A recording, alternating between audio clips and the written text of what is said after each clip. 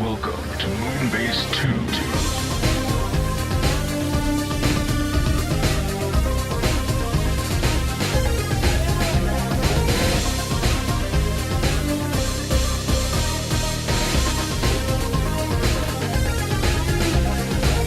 Hello everybody and welcome to the Moonbase 2 podcast. My name's Andy, Corporate Commander TFW, and I'm joined this week by the colour-changing frog himself. It's Mikey G. Wolfie 3. Hello, Mikey.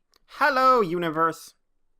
Oh, you're hallowing the universe this week. Okay, cool. If you're out there, take me with you. What if they're, not friendly aliens, though? I'll take what I can get. Anything! I'll take anything!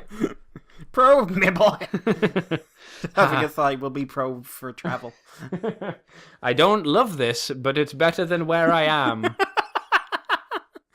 This is just a pain in the ass. So how are you doing, Mr. Mikey? Is the week well? It is weak. It is strong. It's a week. But you say it's snowing, which is weird. Yes, it is snowing outside at the moment, quite heavily. I'm glad then at least the internet is keeping up at the moment for you. Yeah, wonder the satellite internet. Yeah, literally, if I was out there for 10 minutes, you'd never see me. Oh, is that because you're already fairly pale? Yeah, okay. I could be the ultimate murderer right now. Would you be like a polar bear? You just cover your nose and you're invisible. Yeah, it's like you'd see a flash of lightning. All you'd see was my eyes. Just these green hazes heading towards you, and then it would go out and just like, oh my god, I can't see him. It's the middle of the day and I can't see him. I think you'd ruin killing someone in secret, though. You'd probably go, me. Yeah, but I'd go right behind their ear. Me. That's the sound as you push the dagger into them. But we're here this week to talk about Transformers, as we usually are. I actually have, Mikey, a fairly lengthy segment, so you'll need to bear with me as we're going back to not your lengthy segment, Andy. Is it girthy? What is the yaw?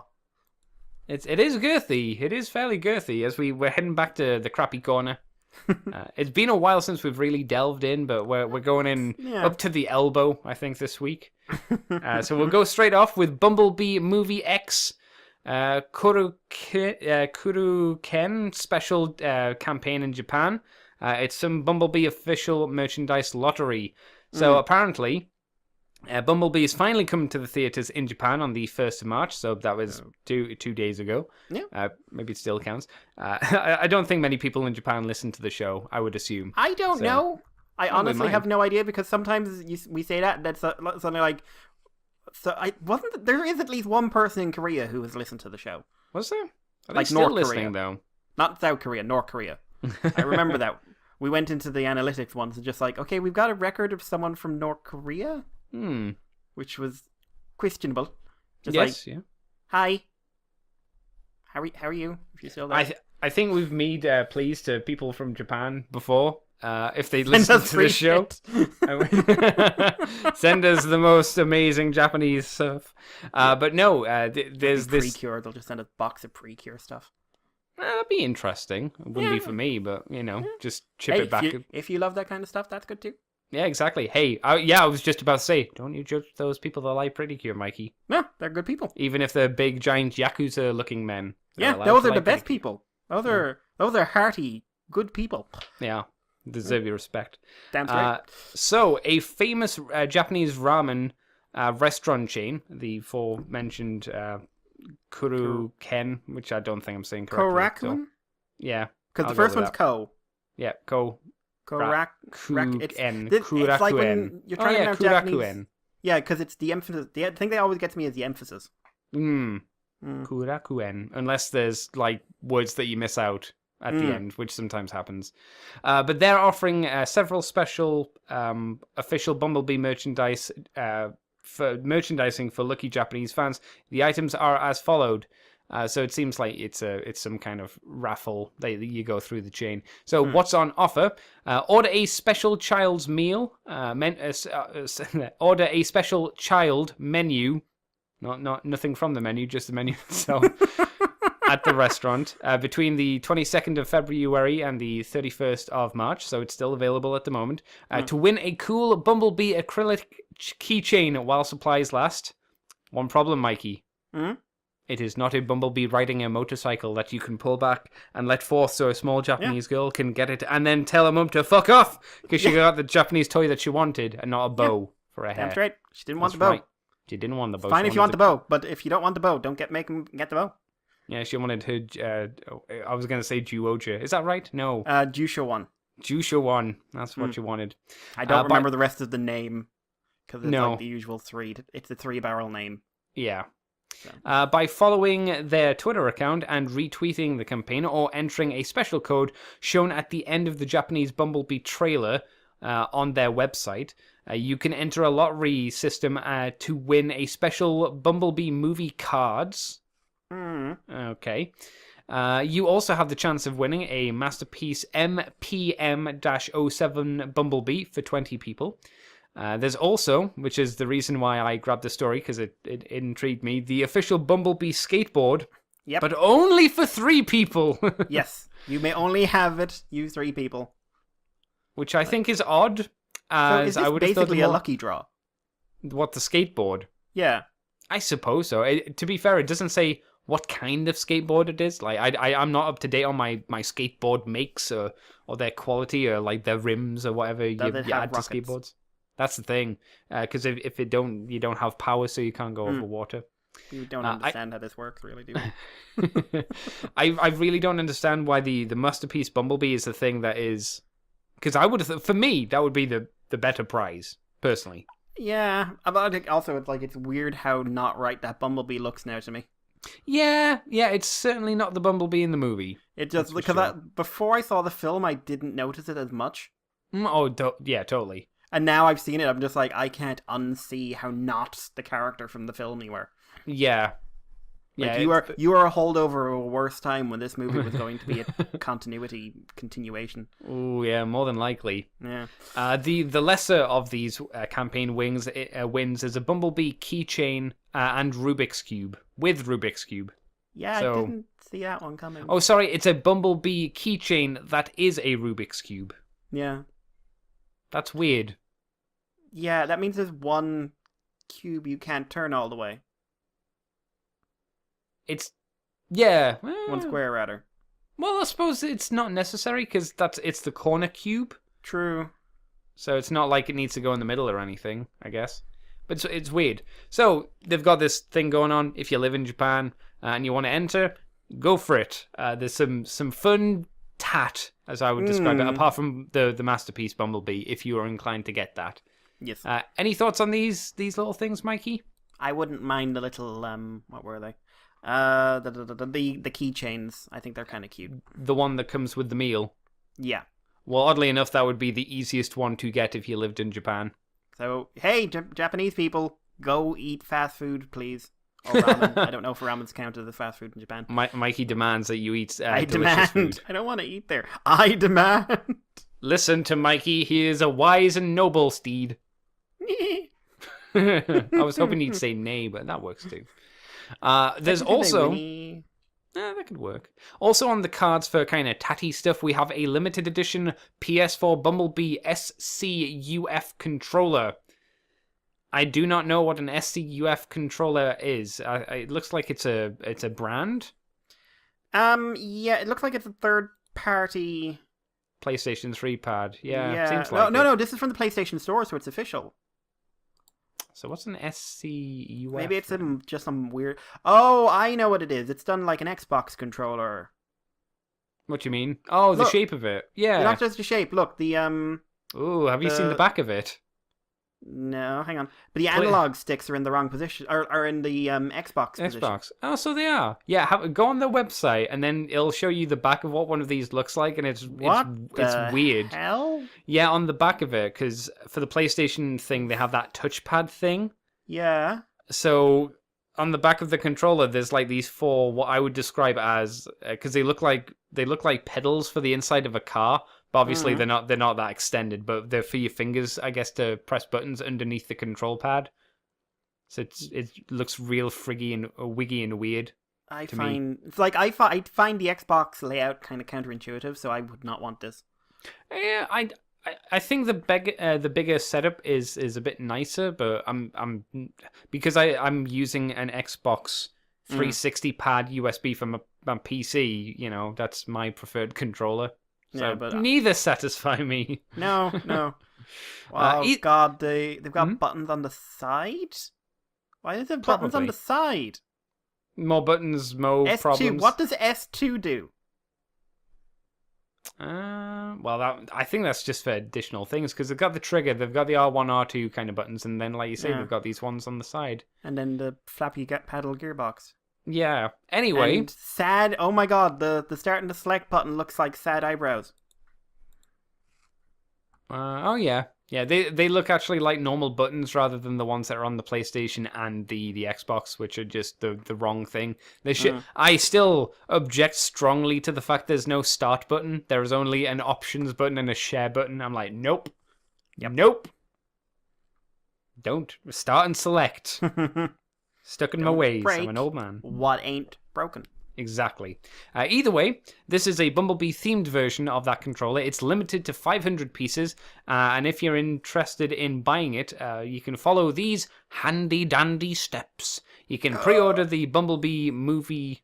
Pre-order the Bumblebee movie from the PlayStation Store on the PS4 console.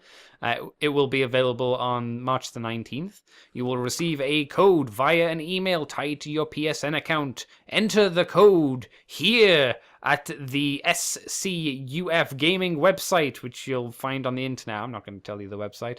Purchase your SCUF Vantage Bumblebee. Is that meant to be vintage? Vantage? Okay, so it is third party because you only buy the movie through the PlayStation Store. Yes. Seems Okay. like it. So this is just a weird offshoot thing. Ooh, Okay, boy. okay. Mikey, I hope Yes, you Andy. haven't seen the price of the controller, have you? No, but I will now turn my head towards the direction of the end of the set.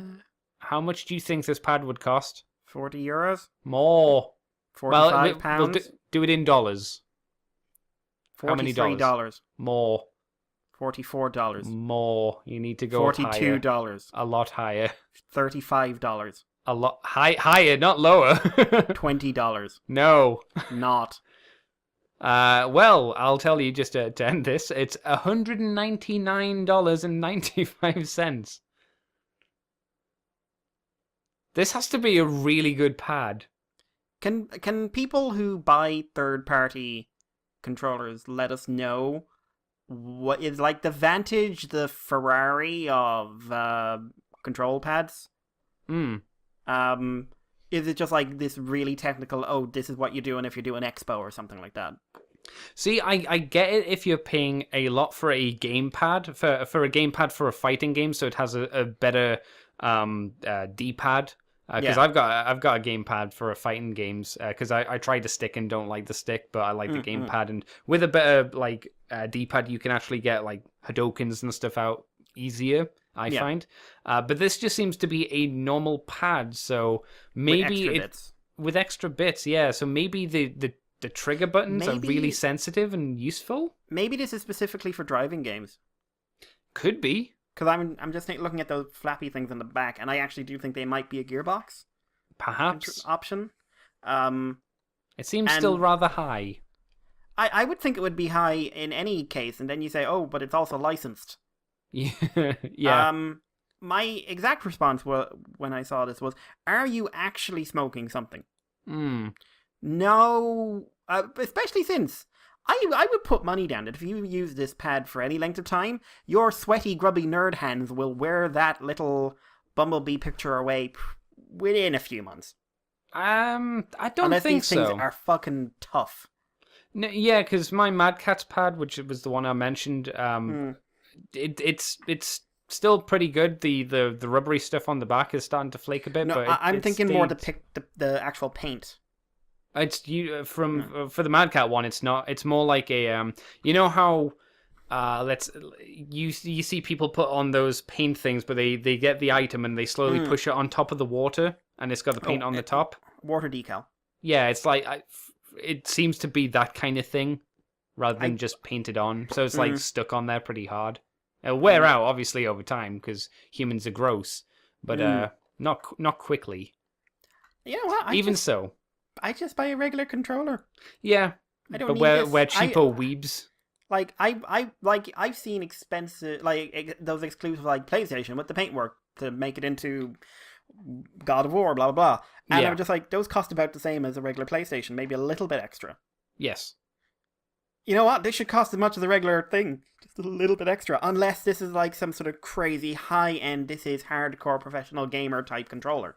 I'm sure that's the case. I'm sure Like, it's is more the this- case that the actual pad and what it's made from and what the components are within it are the thing that's pushing up the price, and then it's a little bit more with the license on top.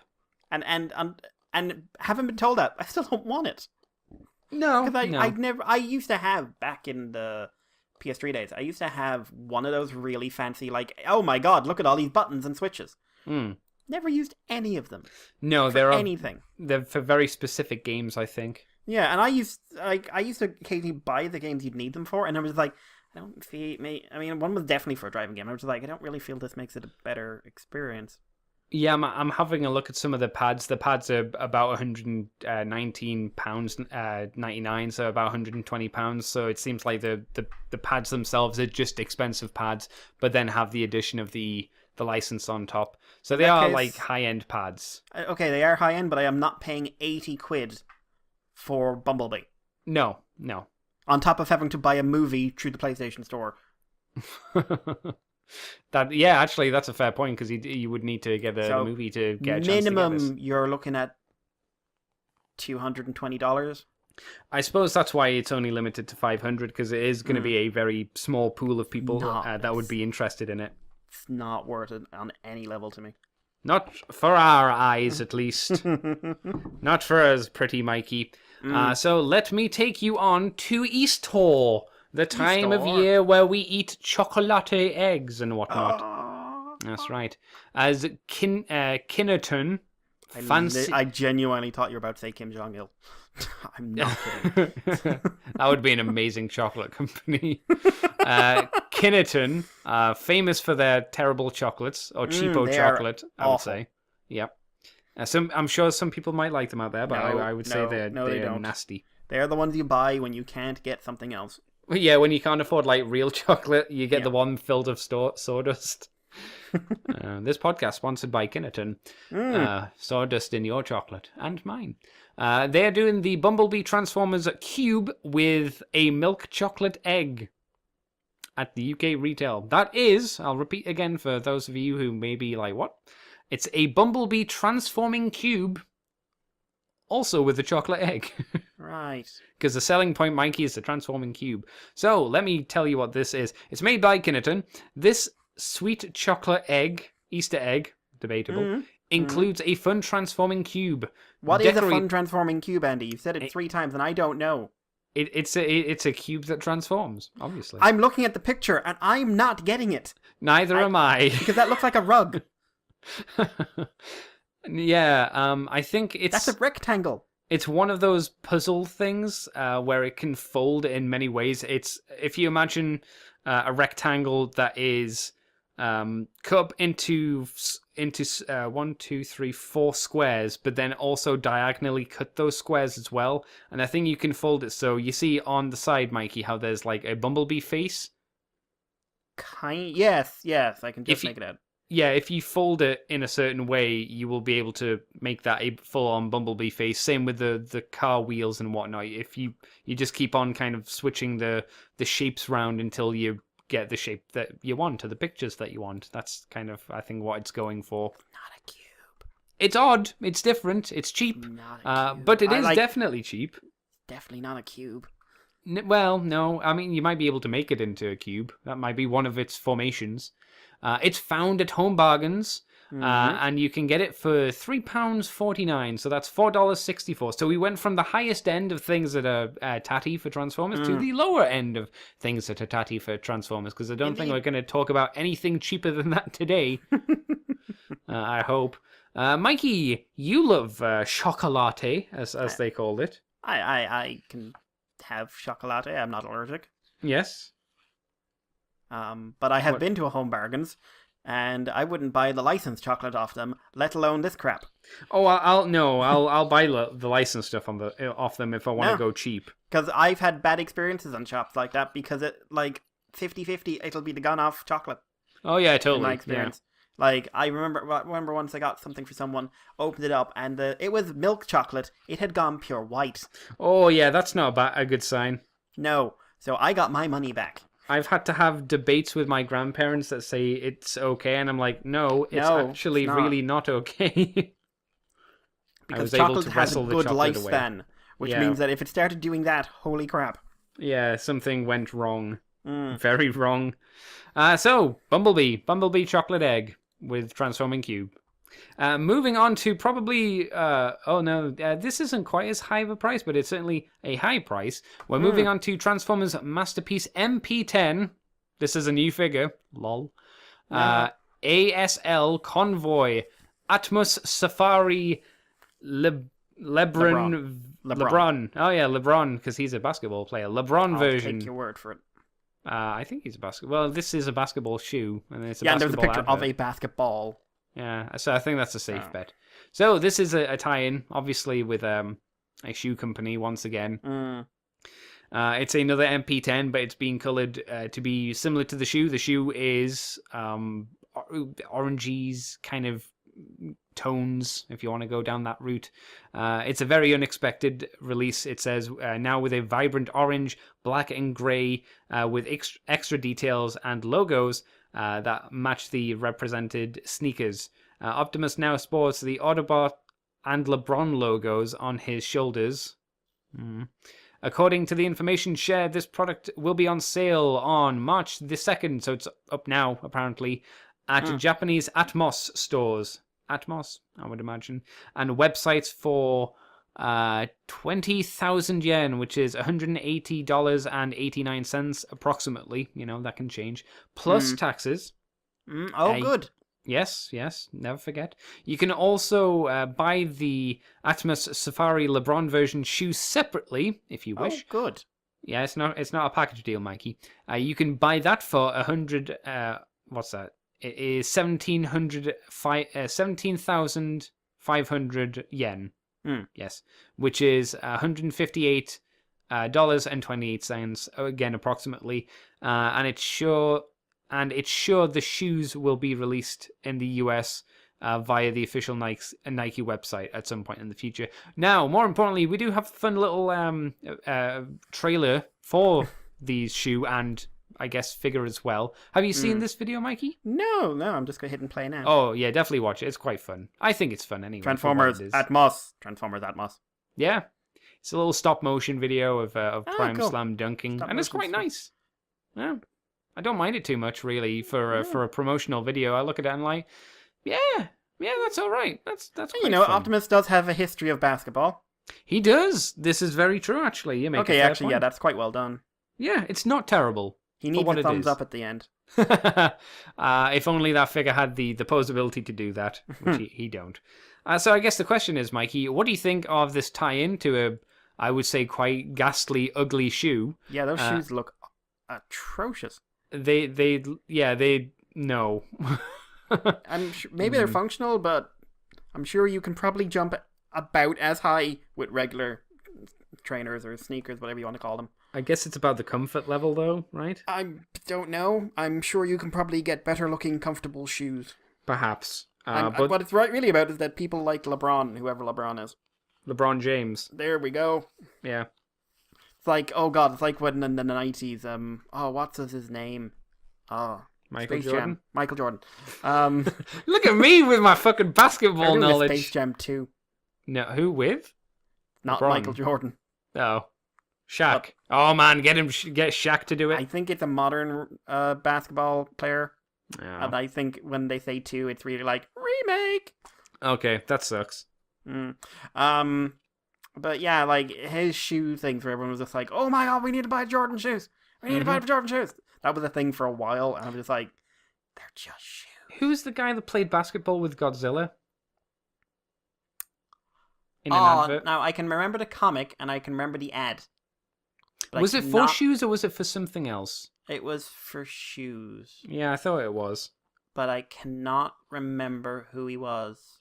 It was a fun advert. It was his name's at the tip of my tongue. Because Godzilla puts on sunglasses. Yeah, he does, because he's stylish. Yeah. Well, then, Mikey, I suppose while your little brain kind of flickers with life, I'll ask you, since we're not happy with the shoes, what do you think of the Optimus Prime? How do you think that's turned out in his lovely colours, his new colours? Wee Wee Prime. Wee Wee Prime. So Toyfair showed several of these kind of promotional Optimus MP10s. Mm. And there were ones in there with good color schemes that I would be more interested in. Okay. This is not one of those. And also the advertising I find really distracting. Right. And I find the price super distracting. For a toy this old. Yes, I get why, but still. No. And apparently La Bum is finished. That is all, says one of the posters. I don't know what that means. One of the posters on TFW, followed by 1, 2, 3, Cancun. Okay. I don't understand your world. No, it sounds like just ravings of a lunatic to me. No, I have no interest in any aspect of this. Okay, because I think that the Prime actually looks quite neat. I think the color scheme on him works quite well. I'd instead of like the leopard kind of print on his grey, I'd prefer maybe a bit more of a, I don't know, maybe a camo look to it. I don't know. Remember dry brushing? People probably... Well, no, but it would only be on the grey bits. I know, but I'm just thinking, like, if you said that, they'd probably go to Hasbro for advice on how to paint them. Maybe not. And then we'd just get more Siege. but personally, I think the color scheme on him is quite nice. I don't mind it at all. It kind of works for a truck. But as ever, it'd be nice if he had a different head. I like the axe, actually, the big black axe. Yeah, because it's kind of a translucent black as well, and that's always a neat color. But there you go, Mikey. I suppose I can now shut up for a bit and pass it over to you for actual news, real news. Yeah. New third-party company, guys.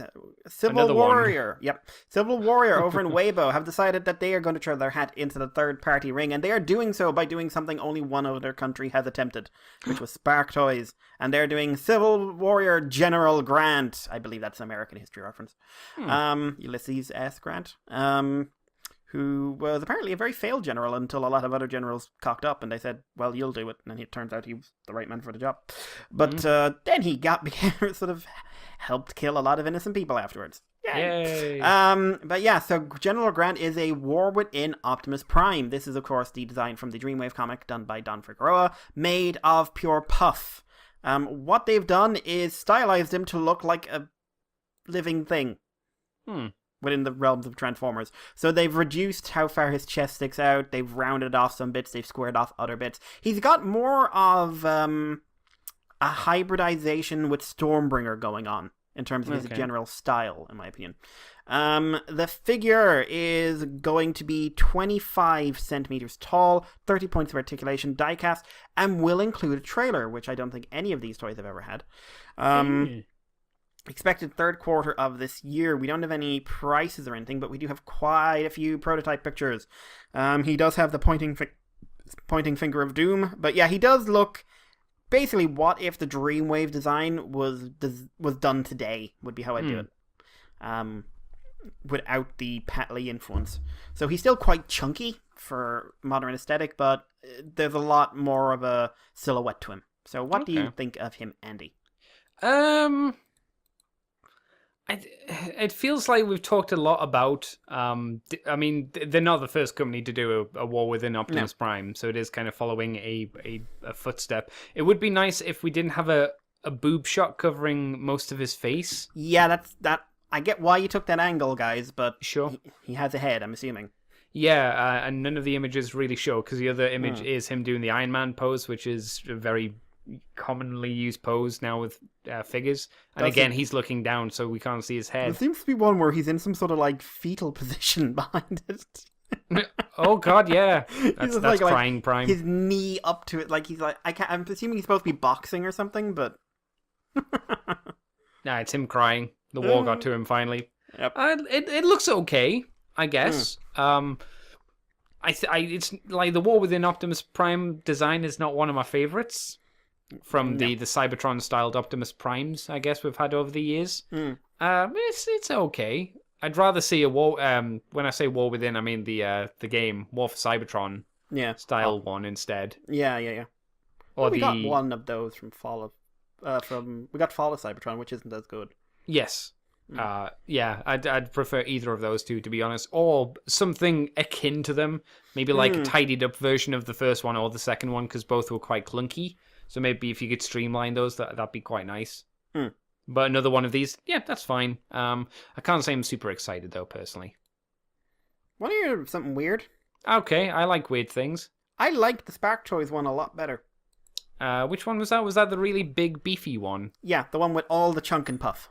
Okay, yeah, I could kind of see that. Because it is truer to the design, which is neither here nor there necessarily, but it had a lot of character to it.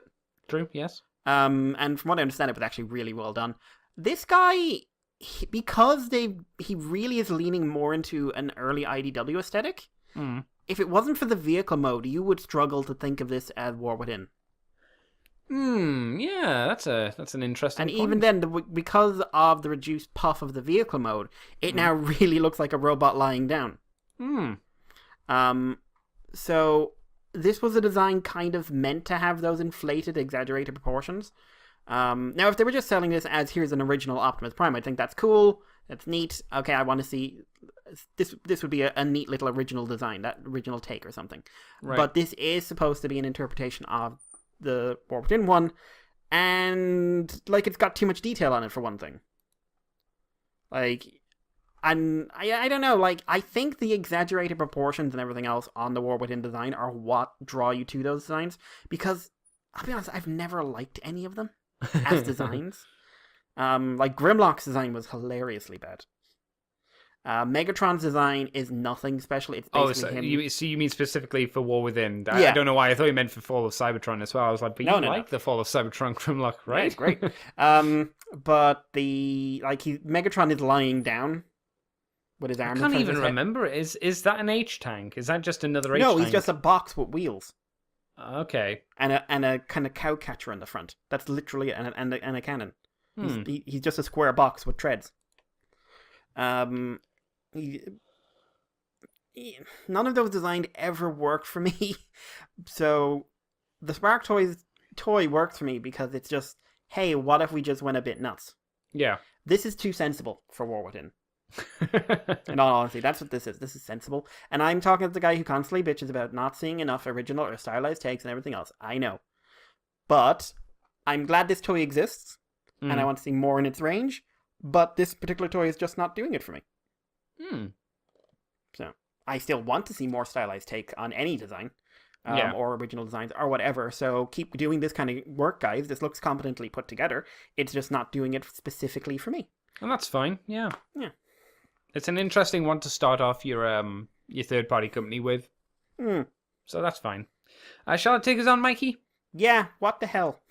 Yeah, this is kind of interesting as a Transformers Bumblebee-themed cafe is apparently to be opened in Japan. Since the Bumblebee movie is not too far off from a release in Japan, as I've mentioned earlier. Actually, it is out in them. I don't know if it's out now. I can't remember. I thought it was March 1st, and this is saying the Transformers Bumblebee movie is less than a month away from Japan. I can't remember. I'm not Someone sure. asked Kate Hammett. She's been complaining about not seeing the movie for months. So, well, the Bumblebee-themed cafe is hosted by none other than Takara, which makes sense. The cafe will open on March the 8th, and will go on to the 31st of March in one of the stores in Tokyo. So it's not open that long. It's kind of a prop up and then go away kind of deal. Yeah. Decorations inside the cafe are going to be done by the Hello Kitty fame. Oh, sorry, of Hello Kitty fame, Sanrio Co Limited, Company Limited. So it's going to be done by them. So it should be nice and cute and kawaii and all that. Multiple QR codes can be found hidden within the store, which can unlock special messages from the voice actor who does the voice for Bumblebee, which I'm not sure how that will work. Well, he does talk. Not a lot, but yeah. So I must have hired someone. We have a few images of what they're serving. They've got a kind of Bumblebee-themed milkshake drink and a bowl of something. Or maybe? A milkshake? What milk? I don't know. No, and we don't have any description of what these things are. And then there's a purple drink That reminds me of Good Ape, and a strawberry arms kind of color as well. What do you think of this, Mikey? I think this is a nice little thing. Yeah, it's a big would you gimmicky. go to it? Would you go to a little gimmick cafe for Bumblebee just for a fun time? Yeah, I mean, yeah, maybe. The Like, prices if on I these was things there, are I'm not usually gonna more than they should be. Yeah, and it's not one of those places you can sit down and like chat and have a water because they'll kick you out. Yeah. But yeah, it'll be weird if it turns out it's a maid cafe Ah. and women dressed up as Bumblebee wandering around. No, as Dropkick. Oh god, no! Not oh Shatter, yeah, but they have just to be Dropkick. in like full proper cosplay, like nothing like ooh we've made him sexy, guys. No, they need to be like full. I'm wearing a box. No, they need to be dressed up as Dropkick, wearing a Yeah. maid's outfit. Oh god! And Shatter made him do it, and he's like, Yep. "Why aren't you wearing it?" Because I told you to wear Exactly. it. I'm bigger than you. Yep. Yeah. Hey, this is You how fill it out Cab, more. Mikey. This is how we get Cab. Oh god. Yeah, from the comics. Think on that. I don't want to because now I'm picturing going into a Japanese cafe and being served by a prepubescent boy in a dress. Yay! Thank you, Andy. Yay! Anything else? No, I think that's about it. I guess, Mikey, you can take us over to the news that Australia provided us. Yeah, there's a little bit here actually. So, Australia had their Toy Fair over the week, which is of course Toy Fair Australia, and they had some figures on display. Most of these were stuff we already knew. So there was Energon Igniters, there was Jetfire, there was a Titan class Mega Supreme, and this feels like they're directly taunting Chris because next Yes, to him I was the thought so. original G1 Omega and Omega Supreme. Yeah, that's very deliberate. Oh, it you feels deliberate. Like if it turned out they're actually doing a Titan class Supreme, for like a convention or something, can you imagine? They also showed Wave 1 and 2 of Studio Series, movie Masterpiece Jazz, Cyberverse, and BotBots. So nothing particularly new there. There's the special Arcade Renegade Surprise 16 pack. So there is going to be quite a big pack of BotBots, and looks like there's like a display base with some of them. I guess, yeah. Yeah, but yeah, so there's nothing really new to talk about there, unless you've got something you want to say or do, Andy. Not particularly, no. Yeah, but we also saw the Siege Micromasters Sports Car Patrol. So this is Blackjack and Hyperdrive. These are redecos and remolds of the Oddboss Race Patrol team. So yeah, we've got official images of them as well, but we had some in-hand shots of them next to their counterparts. They're and barely remolded. They're barely remolded, and they still turn into a terrible gun. Oh yeah, they do actually. Yeah. But I like Blackjack.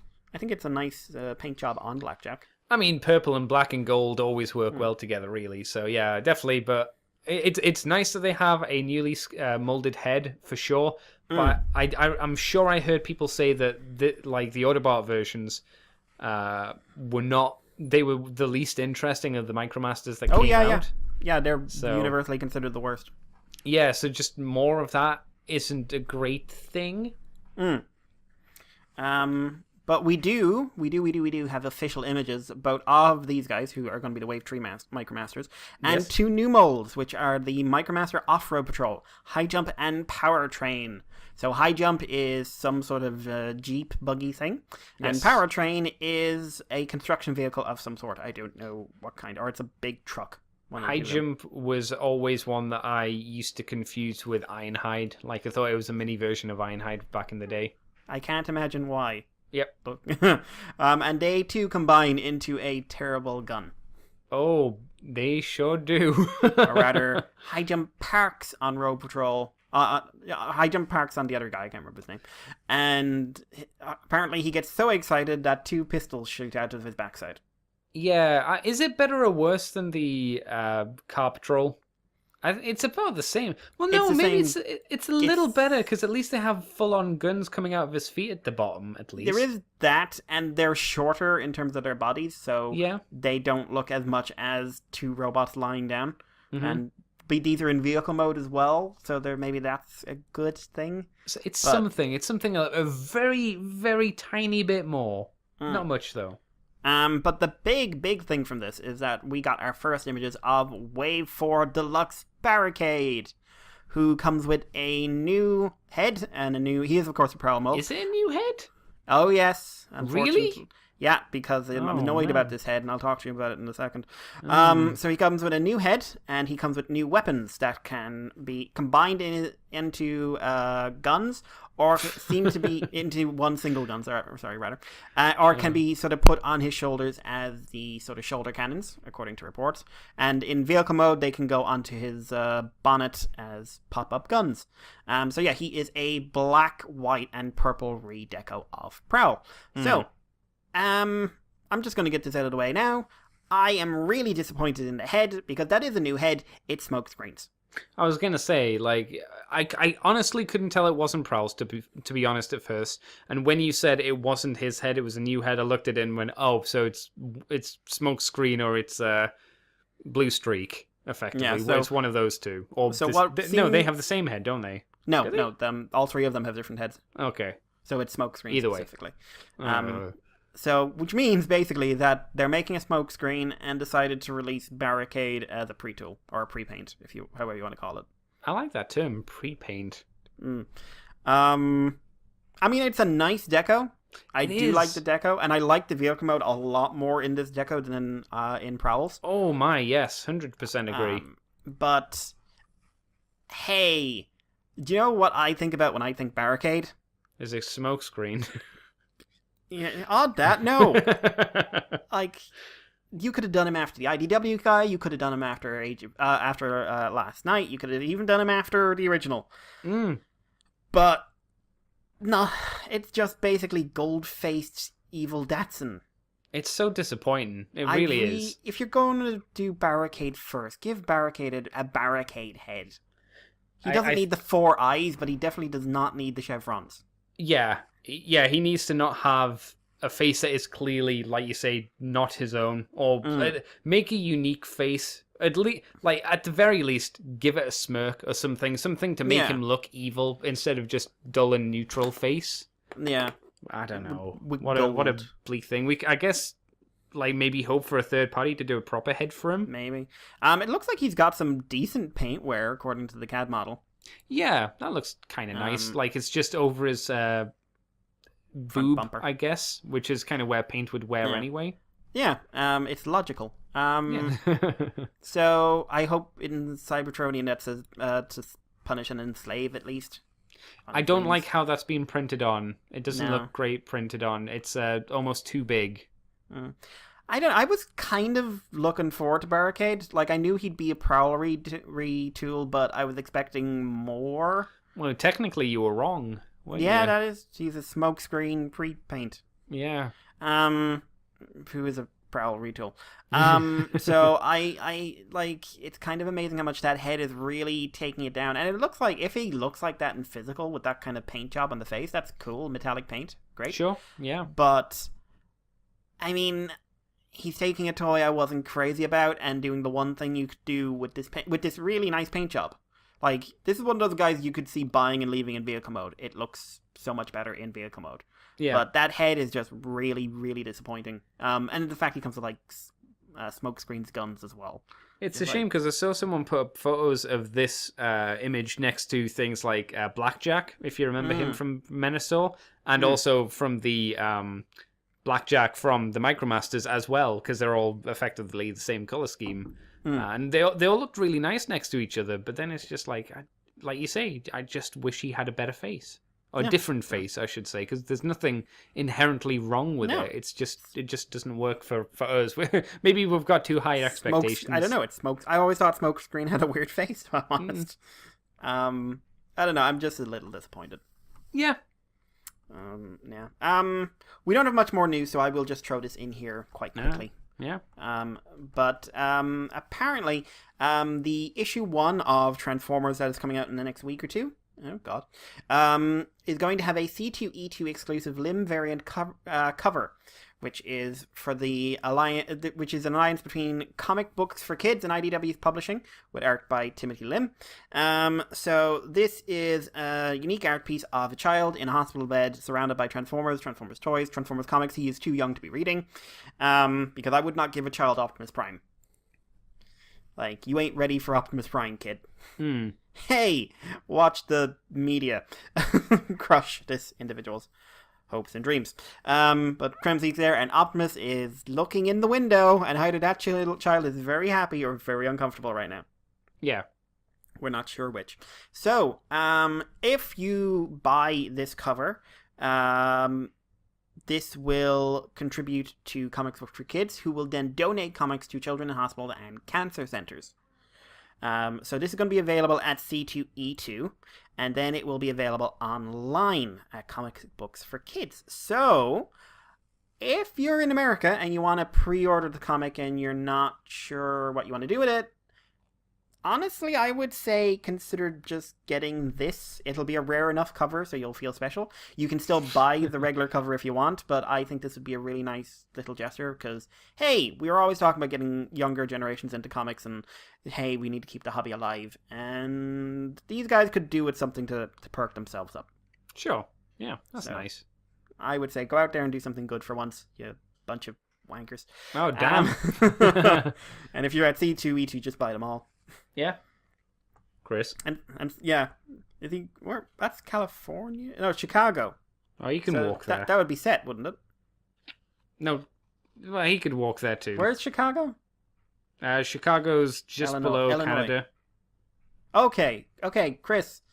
You know where the Great Lake? Do you know where the Great Lakes are on the map? Like yes. on the north part, like Chicago's just on the edge of one of those Great Lakes. Okay, so what we need to do is have Chris buy set a plane ticket so he can go there to Chicago. There you go. So this all makes sense. Because, American citizen, no import charges. I think you're making things harder. I don't know why. I always make them harder for you, Andy. Ah, that's nice, I think. I don't know. Shall I take us on to the last story then? Take us on. Would you be surprised, Mikey, if I was to tell you once more there are more guests coming to TFcon in Los Angeles? I would. Is there room for any attendees at No. Los Angeles? We've definitely done this joke before, but it is still relevant. After all these times, it's still goddamn fucking relevant. How many people? Especially since you did it at such short notice. Seemingly. This is the short notice conference. Yeah, I can't, Convention, rather. I don't want to know, because I think it would take away. But how much are the ticket prices for this? I do. Because I don't want to know. I don't care that much, but the amount of guests that they've got coming, man. Jesus. Okay, so who have they got coming this week, Andy? Well, they've got Peter Renade, which was the voice of Grapple, and also, maybe more importantly, I would say probably. Yeah, I'd say definitely more importantly, Splinter from the Teenage Mutant Ninja Turtles cartoon from 1987. Yep, the one who I always thought had a pair of Cheerios on his outfit. I never quite knew what those were. I'm assuming they were a clan symbol as I've gotten older and realized what you'd wear in a kimono. Yeah. But I always thought those were Cheerios. Yeah, 3 Cheerios stuck together. Yeah, I could see that. Yeah. So he'll be going. Also, Danny Man. His name is Danny Man. Danny Man the Man. Danny Man, that's amazing.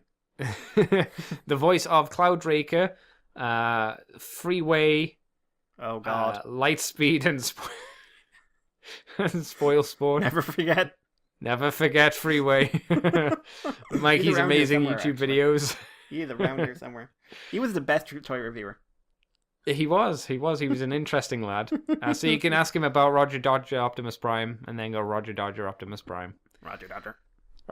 So he's going to be making his first appearance. And we also have Brandon Easton, who was the writer for Transformers War for Cybertron, the video game. So that's Netflix. Cool. Oh, okay. For Netflix.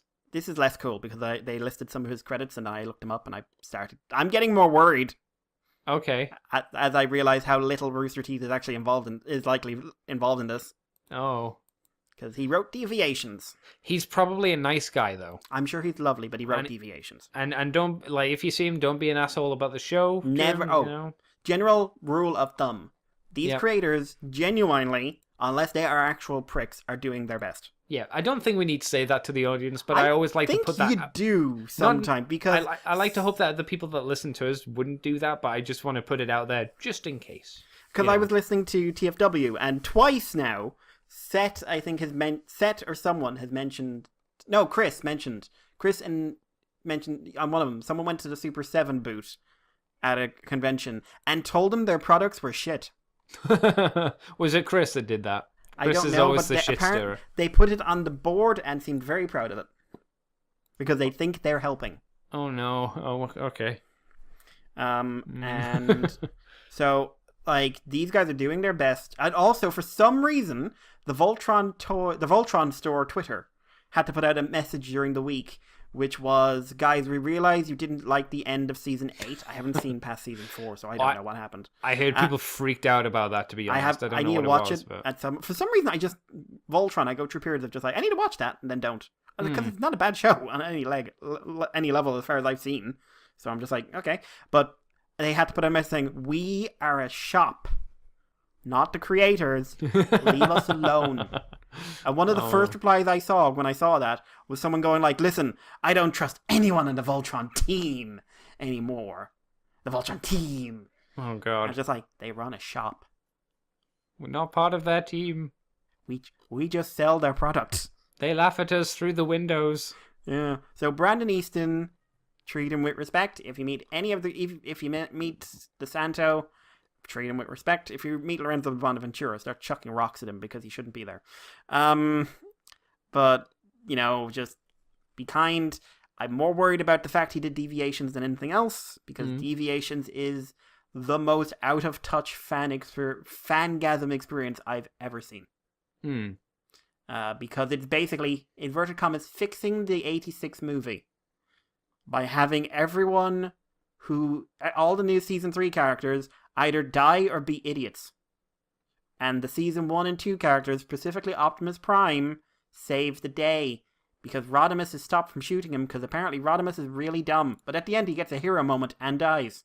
Yay! And I'm like, do I want this guy writing official fiction beyond that? Why wouldn't you?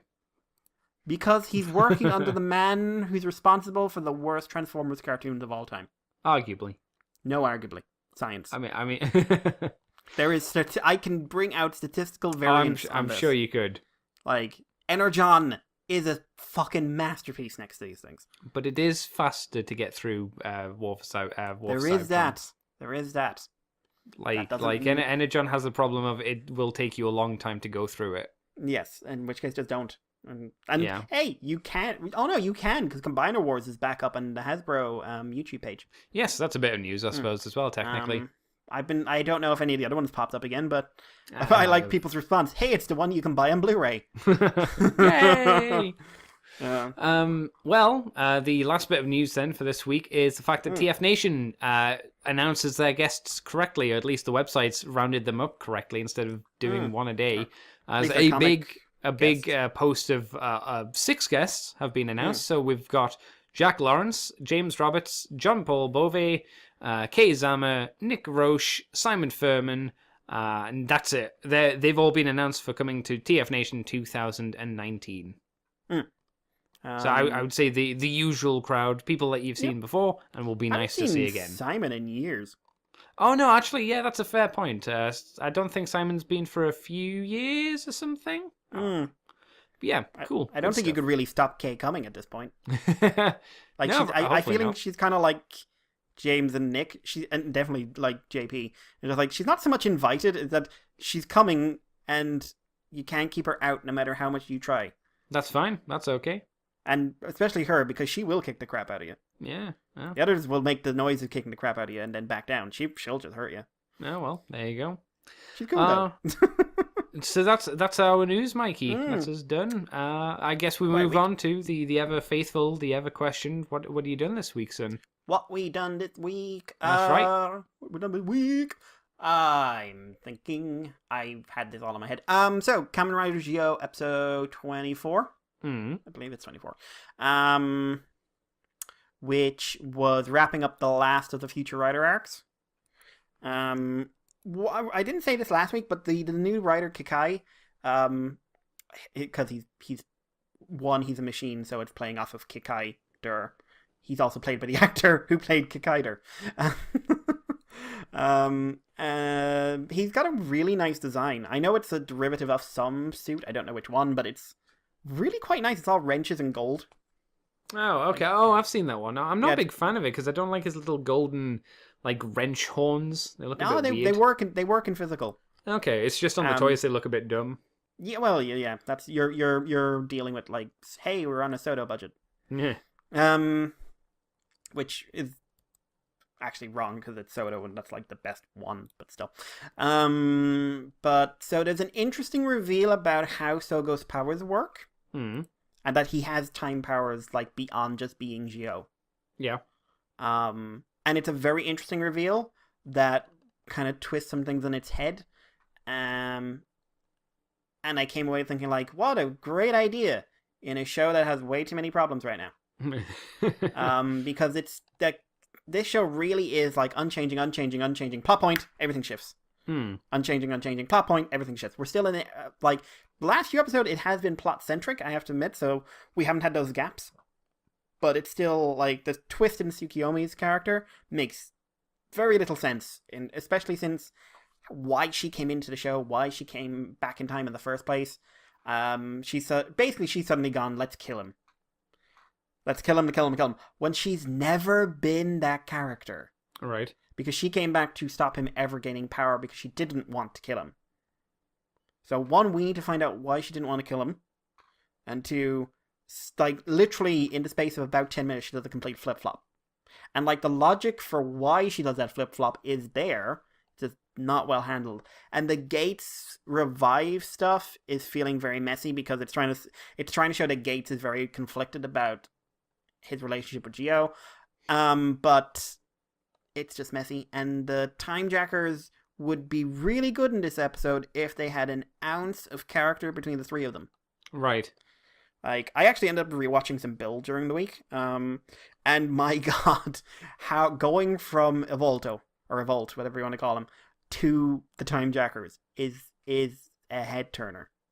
One's better quality than the other kind of deal. Yeah, just like how to do a villain from the very start who is just like on point and just gets better and better and better into one of, in my opinion, genuinely the best villains in the franchise. Remember when you weren't a big fan of him? Oh, I always liked him. I just thought the show was completely plot-centric and had no character apart from him. Like, that's the thing. Like, Build, Kamen Rider Plot, as I once called it, just, like, it really focused on events for a long time. It wasn't really until Grease settled in on the team that it started getting the character stuff exactly where I wanted it to be. Yeah. But it was so plot focused, but he was always, like, the way they did him, he's very charming, everything else. I'm not crazy about the Bloodstark suit design. But also, like, I should say, looking back at him now, it's very hard to judge anymore how I judged then, because I'm now judging with hindsight. They're like, oh, it's so cool, because look at him now, he's saying things that mean a whole new thing in retrospect. Yes, yeah, but the true. Time Jackers are not characters. They don't have personalities. They don't have a goal. Or at least not a very well-defined one. They don't have... We don't know where they come from. Are they human? Are they not? Why do they have these weird time powers? It's 24 episodes in. We are past to close to the halfway point. And I have no idea who these feckers are. Like, I had an idea who the Greed were at this point. I had an idea who the Inves were... Like, all, the Bugsters in all the good shows, at this point, you at least have a semblance of what the villains are, because at this point, that's usually when they introduce a new villain of some sort. So you need to have a norm for villainy to be upset by the introduction of this either mid-season villain or, oh, this is the real villain all along kind of thing. Like, Build was introducing Rogue at this point. Paradox had moved into a big villain role at this point. Like, jumped into a big villain role because he was mostly background before then. Of course, we had Lost Ankh come in around now, and so on and so on. It's just like, you could do a lot better than what you're doing. And, like, it's not a bad show in all honesty. It's just a very, very average one that I don't think is going to be memorable. Right. Oh, that's a shame.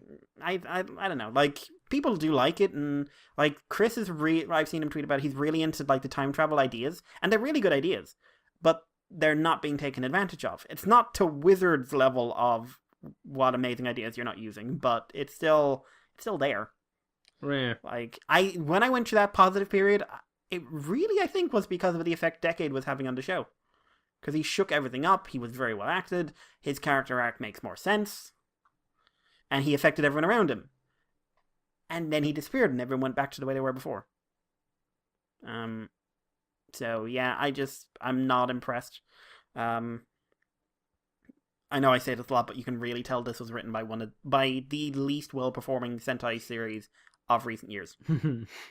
There's a weird thing. People are saying, oh, maybe it's the gimmicks and stuff that are killing some of the Sentai shows. And I was just like, maybe it's because you keep on having writers who don't write very good shows. I mean, that can't help. Because, like, children will buy the toys of the shows they like. Yeah, the things that they think are fucking cool.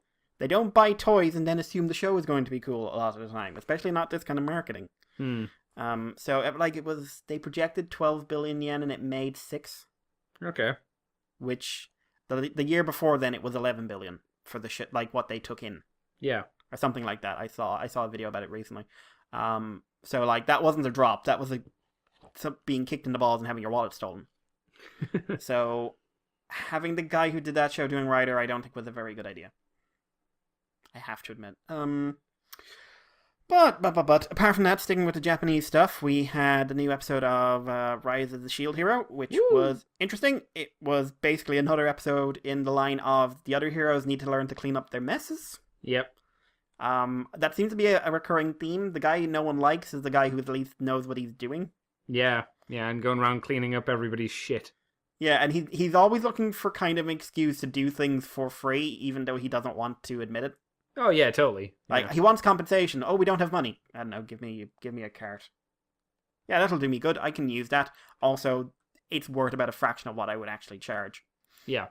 Yeah, so, like, it's just so... I really like how the other heroes, when they were introduced, they even to the viewer, they seemed more like heroes. Yeah, and as we've gone on... You stereotype, anyway. Yeah. As we got on, they're just really shit at their job. Well, they're not, because he does kind of give the idea that they assume that this is a game world rather than a real world. Yeah, so it's not the shit at the job, it's just a very... Oh no, they're I can't decide if that's the translation, because it, like...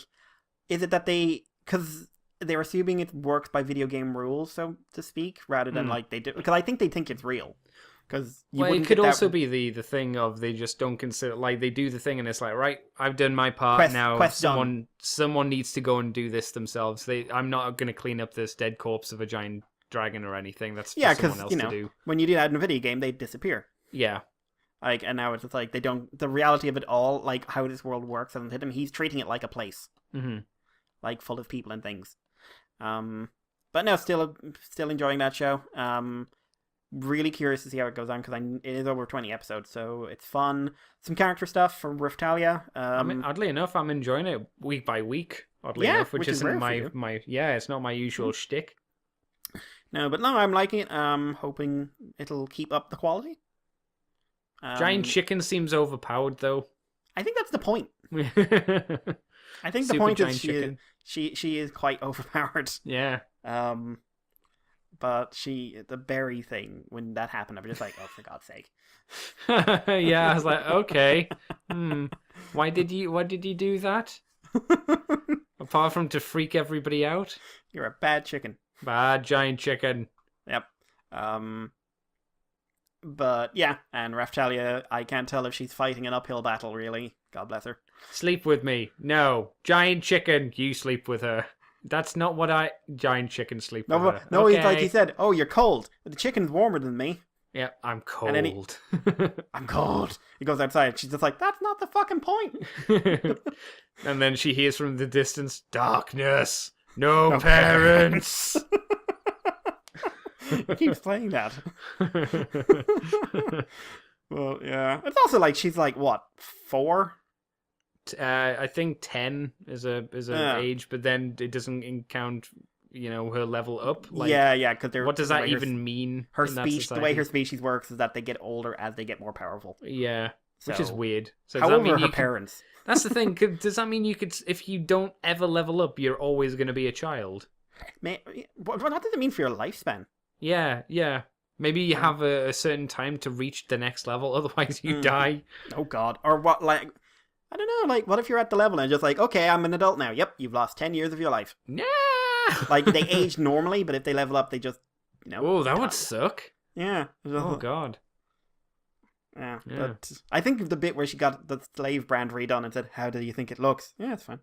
Yeah. No, look at my boobs. Look at I've- my boobs. I cannot lower this with any more good taste. Look at them. Yeah. Look at them. Yeah, it's all right. God damn it. Well, you didn't have to get it done though. I do like I'm slightly annoyed by it following the tropes of the harem anime effectively, which is a guy has women falling all over him, and he's just like, I don't see any of this. Yeah, but they do play with like It makes a bit more sense. They kind of Yeah, because I they don't kind of think it's make it- necessarily that he doesn't see it. It's that he is very pointedly not looking at it. Yeah, no, there is that. Yeah, there's certainly that. He has a reason not really to be in the mood for romance. Yeah. Like, it's not like when you're watching bloody Love Hina back in the day and you're just like, Oh my god. dude, for Christ's sake, even you're not this thick. End of the show. They hold hands. Yay! Yeah, I read the manga, they do more than hold hands. Good, because they hold hands. I love how I've said this before on the podcast, but I fucking hate anime where after all these episodes, it's like, oh, we'll hold hands. It's like, God fucking damn it, Japan. You have to stop God damn making it. shows of that before the material's finished. Yes. Or make your own ending. Do what That's Fullmetal right. Alchemist originally did, but just... Do it better than that, because I didn't I like that like- Full Metal Alchemist. Oh, I do. I like the end. I like the ending. I just hate that movie. I was put off completely by Full Metal Alchemist, and then people were like, watch Brotherhood. I was like, yeah, but I really hated the first Full Metal. And then I watched Brotherhood, and I was like, oh, this shit's good. Damn, bitch, this is some good shit. I don't really like Winry. I'm just going to admit it. She's not best girl. No, I prefer Rosa from the first one. See, I prefer the Panda lady girl. who comes from the Arctic, the general lady. Mm. Yeah. Or Armstrong's crazy sister. Yeah, she's cool too. Yeah. Terrifying, but cool. Yeah. So apart from that, Tokusatsu Ga Ga Ga is episode 6. Apparently there is one episode left. Boo, but yay, but indeed. boo. Boo I'm indeed. only on to 5, so I'll throw that there. So yeah, this is episode 6. So what happened You said the mom was a bitch, and that was oh about my it. God. So there's a running plot about the family and the mother and her bloody key. Hmm. Constantly interchanged with the villain from Jusha 1 showing up in normal situations. It's just like, I love how it's just like this really normal thing and just this gigantic purple wolf with a blade the size of his entire body just shows up. Yeah. It's like, you should wear these clothes. You'd look lovely in these clothes. Or the creepy thing where you should wear the bow, little girl. It's a Oh lovely yeah. bow. Yeah, you look cute in it. And they did frame it in a really creepy way. They did. Yeah. But yeah, this one, it was kind of looking about other people, either in her life or in other people's lives, who know about the Her shame. Tokusatsu, or who are just interacting. So there was things like the other people at work, how they view her. There was a magnificent bit with a guy who repairs copying machines. Mm-hmm. There was her brother. There was Mr. Yakuza's mother, which was a big Oh, point of it, because she is nice. a big she has a big reason as to one of the ways the end of the episode plays out the way it does. Right. But she's very interesting. She goes through things. You find out a bit about his background. You also find out his real name. Oh, cool. I'm just Damien's in it, and Damien's great. Damian. Damian. Not my name. You know what? He's given up. He stopped saying that. There's like a setup with Yoshida, and it's also looking at like Kano has has good people in her life now, Mm-hmm. and she's in a good place. And it's like, will they be in the same place in a year's time? Will they be in the same place in 5 years' time? Oh, I did tell, because I spoke with Nicole last night, I did tell her she was mean for calling you Churrito. Yeah, and she said, "Oh, I like him. He takes good photos." My arse. And I said, yes, but he ruins everything. And then do you know what everybody in the call said? Well, Mikey. And I went, oh, Mikey. You're all dicks. Oh, it was weird because I was the defender of the Mikey. Yeah, I don't know how I feel about that. But it was the bit in episode 4, I think, when they all wanted to go home. And Nakamura gives this big long speech, and it's constantly cutting to, we all need to go at home and tidy my shelves of toys. And blah, blah, blah. And then at the end, he's just like, you're right. No one should be forced to do something like this when they have real life plans. I was for leaving all the time. And the entire room just stares at him. Motherfucker, sure you go. Piece of shit. Yeah. But yeah, and the mother in this needs to be seen to be believed. This is quite an emotional episode. Like, very powerful. In beats of powerful. And that bit with the mother, she is, in my opinion, genuinely an abusive parent. Okay. Like, what she did to her daughter as a child and how she approached it. And one thing in particular she pulls in this, which is like the nastiest thing I have ever seen short of I beat my child for fun. Mm. What she did to her daughter at one point is abusive. Oh, damn. Is it wrong. treated as such in the show, or is it as just, it happens? It's treated as, this is a girl who has never stood up for herself before. Right. And this is her mother who did this horrible thing to her as a child and who is now doing a horrible thing to her as an adult. Mm-hmm. Like I know that because of the nature of the series and everything else, it will end in like there will be a reconnection, there will be some sort of reconciliation of some sort, just because it's a TV show and that's what happens. But what they're portraying, this show is, for a show as wacky as this, it's very real. It's very real. And also there was a moment I'm just like, good for you. Yeah. So you'll know that next week. But yeah, one more week. I'm not ready. 161 chapters.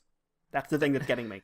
7 episodes. And they're not translating it in order either. Like, they've been picking and choosing from different parts of the manga. Oh, I suppose that makes sense. Genlock episode 7 as well. Mm-hmm. Which I'm just after finding out is ending next week as well. It's ending. It's barely been on. Yeah, 8 episodes in season 1. Oh, damn. And it's still not confirmed they're getting the season 2. Oh, well. This is why you should hope for things, Mikey. Yeah, this was a breather episode. Sort of following on from what I believe is called a Wham episode. All right. Yeah, you'll know it when you see it. But yeah, so very introspective, this one. It's got lots of little character moments. Some nice stuff from Kazu. Kazu's great in this, actually. And Valentina's got some nice moments. Cammy's a laugh. I love Cammy. Cammy's just this crazy swearing Scots lady, and I'm just cool. Also, sudden hint of relationship building between two of the characters, which kind of makes sense when you go back and look at things and see, oh yeah, like, these guys spent a lot of time together. The fact that one of them may have developed romantic feelings for the other makes sense. But there's a lot of, like, bring the tissue moments in this. And then they introduce Businessman. And they do introducing a businessman in any kind of anime-based cartoon ever go well. Never. Never. It's always good. Only good things happen when business comes in. So what have I told you? The first thing the businessman does is... Is he the father of someone? No, but he has files on everyone and reads them out. Does he refer to them as their file names? Kind of. Oh, okay. And then he just says, oh, my friend. And he just says, he was a friend. I'm just like, you're going to be trouble in the future. Mm-hmm. But yeah. And the mechs are finally upgraded to... Also, I think I figured out why they're called Hollands. Oh, okay. Yeah, but it's not really called out, but it makes sense if you think about it. But the mechs are upgraded to their final forms, which look way better than the old ones. And they're all thematic, and Kazu has the absolute best one because he starts geeking the fuck out. Cool. This is a very, very, very minor spoiler, but I just want to put it in. Because he said he used to read manga as a kid, but he doesn't anymore, and he made fun of Cammy, the Scottish girl, for reading manga, right? Mm-hmm. So she designed the upgraded mechs, and on seeing his one, he starts going like, you turn me into Robo Shogun. You turn me into Robo Shogun. And she's like, yeah. And it's a manga he used to read as a child. And his exact words are, 10-year-old me is very happy right now. So yeah, this is a really good show that managed to get a lot of character into it without having character dedicated episodes, which is not an easy thing to do. Real good show. Really wish the creative team on this was on the War for Cybertron. Really wish that. But yeah, real good. Also finished watching the Slime show. I'm up to date on that. It's not finished though yet, is it? No, it's like 22. They did introduce people stronger than the Slime. Oh wow! Finally, Jesus! Yeah. How long did that take? Don't know. One or two, basically. And like they're so much stronger. It's like I'm sure it's like 300 chapters later that he gets on your level. But it's still very soft, and it still does abuse the fact that the guy is almost untouchable. But yeah, there's an interesting story with an orc, which had an interesting end, which was again slightly hurt by the fact the guy was never a real threat to the Slime. Whose name? Rimuru, that's the name. But yeah. Also, just because I was doing a flick through Daily Motion yesterday and just looking for Beast Morphers videos, because Beast Morphers aired, and someone had snuck the whole episode up. Oh, okay. So I figured it's here. I might as well watch it. Yeah, sure. So yeah, I've watched Power Rangers Beast Morphers, which is the adaptation of the 2012 series Go Busters, which was the first time they've ever skipped one. Right.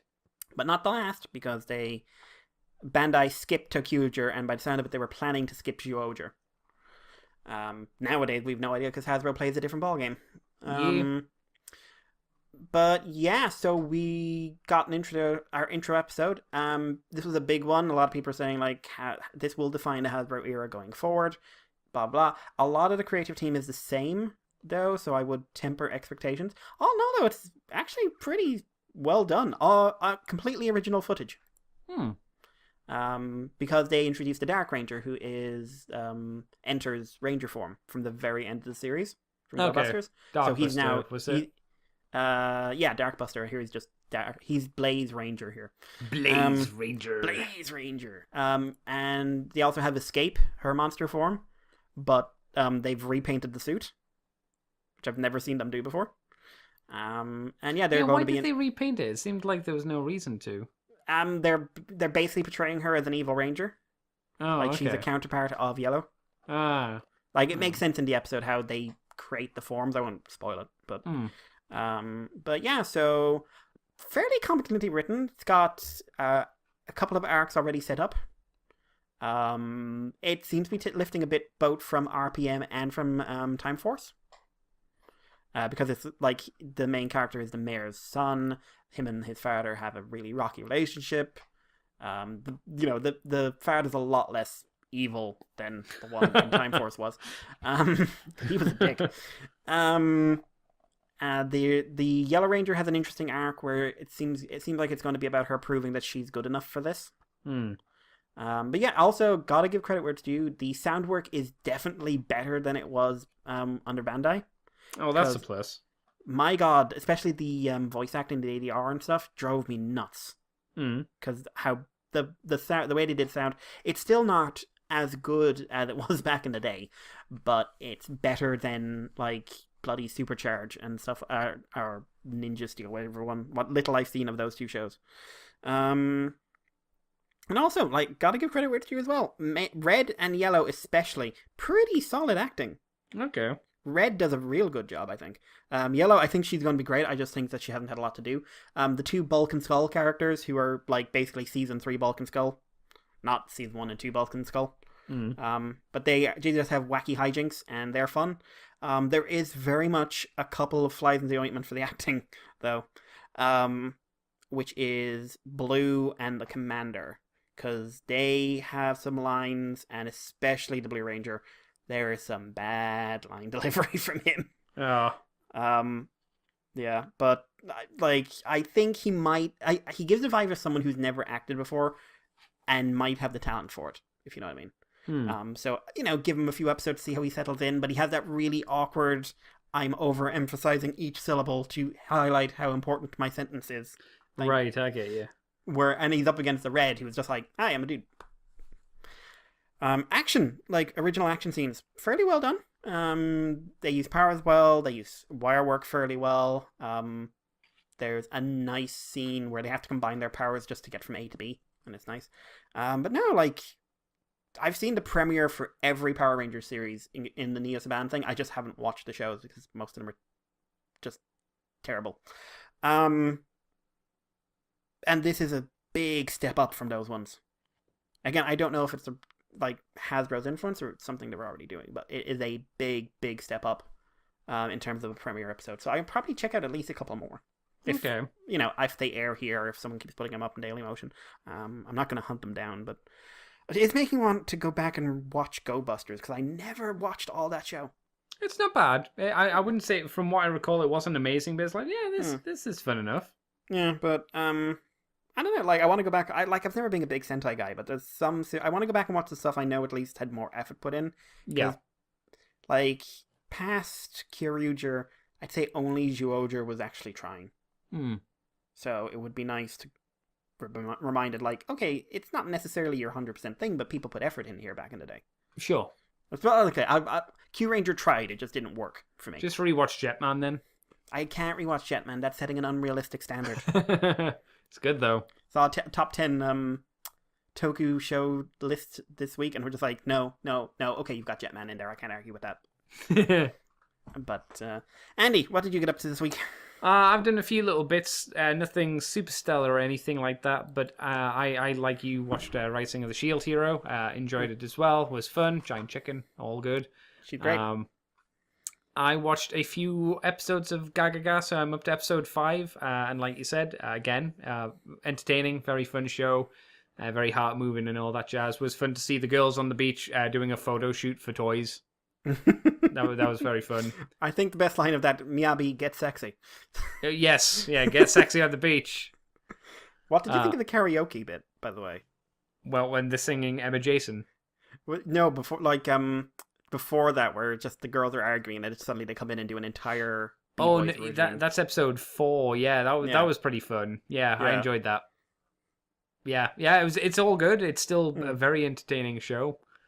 I also have basically watched all of book 1 in big quotations for The Dragon Prince. Me and Mikey talked about it before the show started, and it's very good. There's some aspects that I don't like. The frame rate is very noticeable. It gets better, but my god, those first few episodes are rough. The humor sometimes is a little forced. Like it's a bit too hardcore on the comedy all the time, especially from the main antagonist's kids. They're always telling jokes, like they're never not telling a joke effectively, which really breaks the tension from the antagonists of the antagonist point of view. And that kind of stretches across to the main lad. What's the main guy called? I was just thinking about him yesterday. His name's my god, the wizard kid. Yeah, I'm gonna have to double check that. He's very quippy, and he's very quippy all the time. And he's done by Sokka's voice actor. That might explain that. Really, it doesn't sound. I don't know why it didn't sound like him to me. He sounds more whiny. It has been about 10 years. Yeah, I guess, but the way that he's doing the voice sounds a bit more on the whiny, nasally side, which is maybe the point. But it's a bit. It's not. It's more irritating. I think he's younger than Sokka's supposed to be as well. Is he? Yeah, Callum.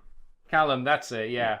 But I like the elf girl. She's really Rayla's cool. great. Yeah, Rayla's she's my favorite really character. Yeah, definitely. Yeah, there's a lot to her. She's very fun.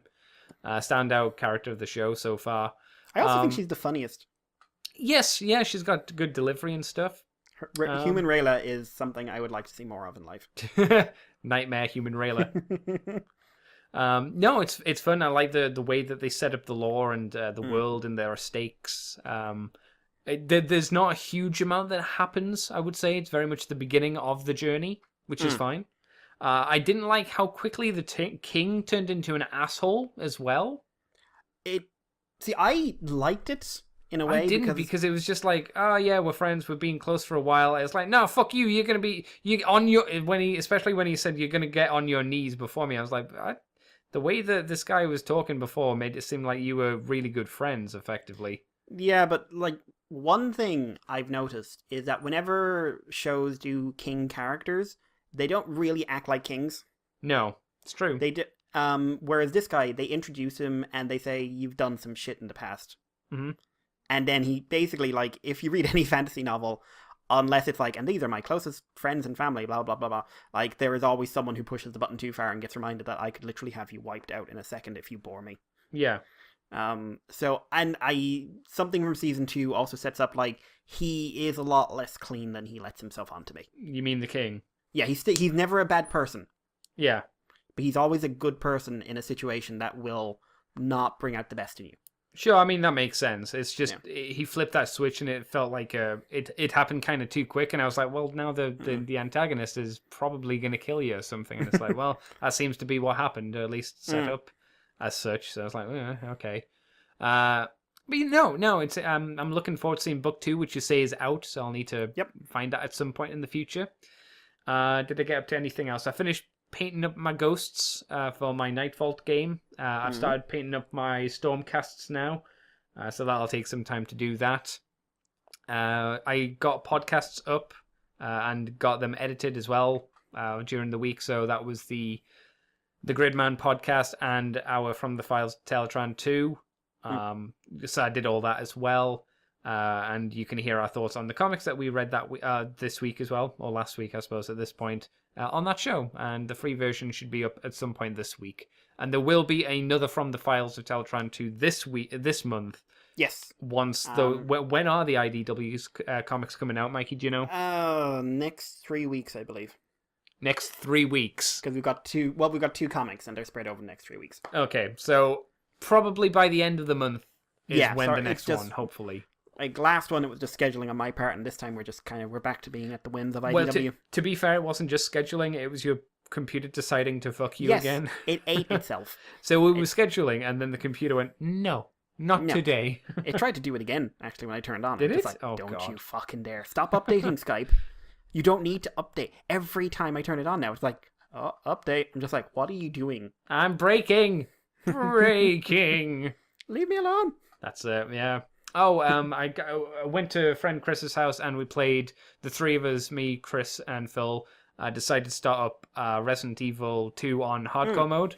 Me, who's played it like for maybe 10 minutes, Phil, who's played a lot of it, and Chris, who's only played on the easiest setting. And apparently I did quite well, as I didn't die for a very, very long time. I died because as soon as I opened the door, a zombie lurched at me. Like, it was instant. The door creaked open, and it was just, and I went, ah! But that game's a lot of fun. We had the unlimited knife as well, so the strategy was shoot out the knees and just go up behind them and just cut them forever until they stopped moving.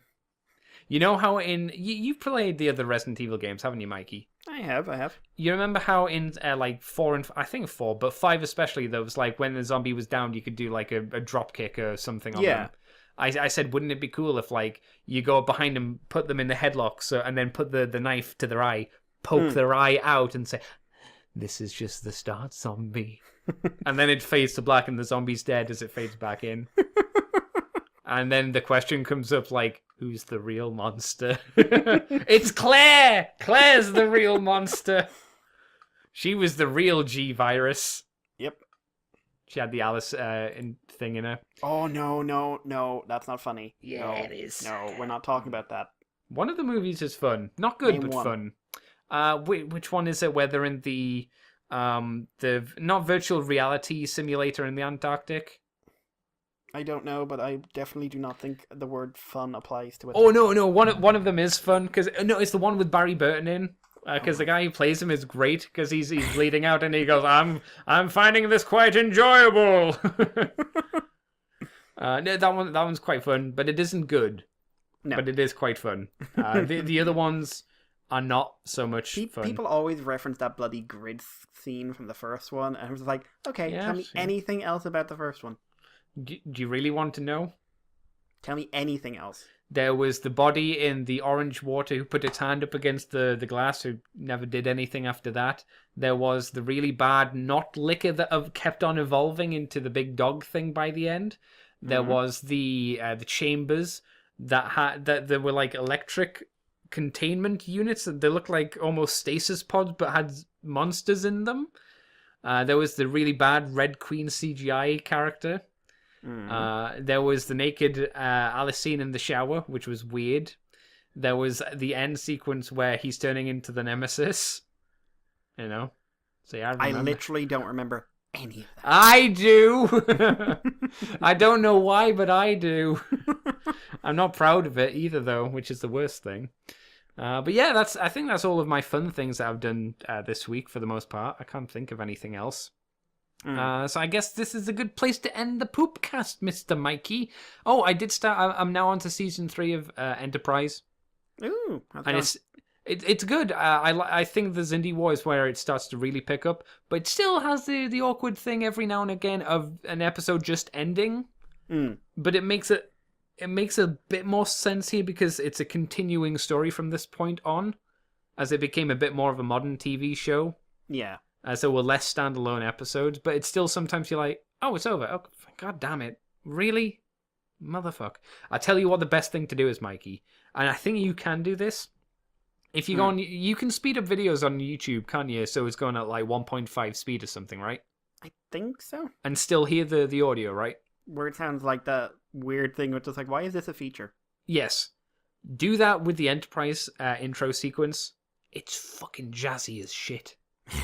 It's really jazzy. And then when you get to season 3, where it's already jazzier, because it's got like guitars and like soft guitars and stuff like that, and oh man, it's like 1 o'clock in the morning and I'm in bed just going, yeah, faith to believe, don't know how better. It's going real fast. I'm like, oh, this is fucking jamming this. I'm loving it. It's real good fun. So yeah, that's it. That's all my stuff, Mr. Mikey. We're done. Thank you, Mr. Mikey, for joining us this week on the Poopcast. Thank you, Andy, for being Andy. Yay! Where can people find you on the internet, son? You can find me on Twitter as Irish Paleo. You can find me on YouTube as EvilV3. You can contact us if you'd like to leave us some feedback. Moonbase2@gmail.com, or send us a message on Twitter, or send us a message on Patreon if you happen to be signed up. And we will do our very best to reply on the podcast. And if it's not appropriate, we'll probably still apply on the podcast. Yay! We have no shame. No. Andy, what about yourself? We have a message, because you mentioned it, from Tento Man Amon, number 4. Do we have a massage yet? And maybe not a body massage one, but maybe. Body massage. The reason one told you about the tournament arc in Battle Angel is because a lot of people have not read Last Order. I'm hoping you understand what this means, Mikey. So Battle Angel Alita, because I told you about this. The first series is about 50 chapters. Okay. And it ends. And Last Order is the sequel series, which retcons the ending of the first one. Okay. And then it goes on for like 130 or something like that. Oh, damn. And then there's another series now, which is basically Alita on Mars. Is she fighting Doom Guy? Not yet, but I Good, genuinely because she would not be wouldn't surprised. win. You can't beat Doom Guy. You know what? She probably he doesn't wouldn't. stop. She just wouldn't, just because like she does not. Why did she sprout wings? I haven't seen the film, so I wouldn't know. It's not a film thing. Oh, I haven't seen the manga. Anyway, the message goes on. They just got to the first ending and went, well, that's down and move on, or so I guess. But I'll see them as 2 different series. So what do I know? And I think both the IDW GoBots and the TF versus GI Joe is comedy gold. But that may just be me laughing at the art and the weirdness, which is fine. That's totally okay. If you get enjoyment from those comic books, that's perfectly okay. Absolutely. Like, when we give opinion on these, they're very much our opinion and our take. Some things we don't find funny. Sometimes we engage with things that other people don't engage with. We're both fans of Monster Musume. I feel like that should really sum up that we are not like human beings. But Snake Ladies! She is wonderful and will kill us. She is not a good cook, though. She is not a good cook, or really to be within 100 feet of a human being. No. But if you enjoy something, because a lot of people enjoy G.I. Joe versus Transformers completely unironically. Oh, and yeah. A lot of people seem to be enjoying GoBots unironically, and whether you're laughing at the art or the humor or just enjoying it, you never have to apologize to anyone for that. No. We were making the joke about Tokusatsu Gaga, the messages, that one takeaway message from that show: like what you like, it does not define you. Yes. And if someone has a problem with it, believe me, it is their problem. Yeah. So we have a problem with GoBots, and we're very honest about that. Other people don't, and that's cool. Yeah. So. And that's the important thing. Enjoy what you like and whatnot. Just, I guess, don't be an asshole about it. Yeah. And that's from either you not liking something or you liking something. Yeah. Either way, it's a good way to live by. Also, Tento Mon mentioned, where's the message? There was another message. I can't find where it is now. But I'm not sure if he's pleased or not about Fear Agent. And he should be pleased because that's very good. It's a very good comic. It's very well worth having a read. Let's have a look. No, it's not that one. Here it is. It's time for Fear Agent, ? Okay, more GoBots craziness at least. I'm like, oh man, you should get some some Fear Agent. I take back everything I just said.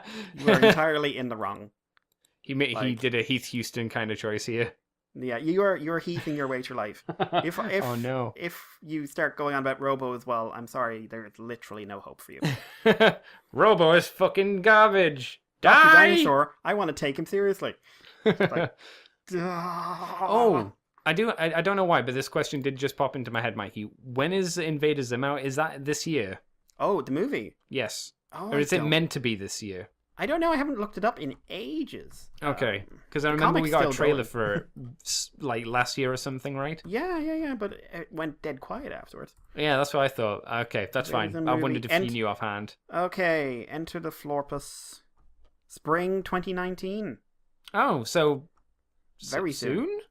Maybe, even though we've had really no other info on it, which is worrying. Yeah, there hasn't been any promotions or anything since San Diego Comic-Con 2018. Oh, that's not good. Yeah, I guess just hope, I guess. Oh, yeah, it's fine. Out soon. Maybe. Right, well, you can find me on Twitter, CCTFW, on YouTube as Cobra Commander TFW. You can find this podcast on the Moonbase 2 forums. We're on Twitter, we're on iTunes, we're on Facebook, we're on Libsyn, on the places Mikey said for contacting us. You can head over to YouTube as well for Moonbase 2 Transformers podcast for that, and you can send us messages there if you like. Or you can sign up for the podcast each month on Patreon, which is $2 each month, and you get the extended version, and it's a week earlier from the Files of Teletron 2, and you get us doing Moonbase Woo Woo, where we talk about non-Transformer things, which aren't Transformers. Which are not Transformers. No. And you can head over to ccbunker.weebly.com for all my nonsense and woo woo. So, Mikey, that'll do us for this week. As ever, thank you, sir, for joining me. Thank you for having me, Andy. And maybe the Zim will return soon. I really hope we get a trailer just to confirm these things. Otherwise, I guess it's going to get a pushback. Zim discovers the almighty Tullus never had any intentions of coming to Earth, and as a result he loses confidence in himself for the first time in his life, which is the big break his human nemesis Dib has been waiting for. Dib. I've never looked at the summary for this before. Dib.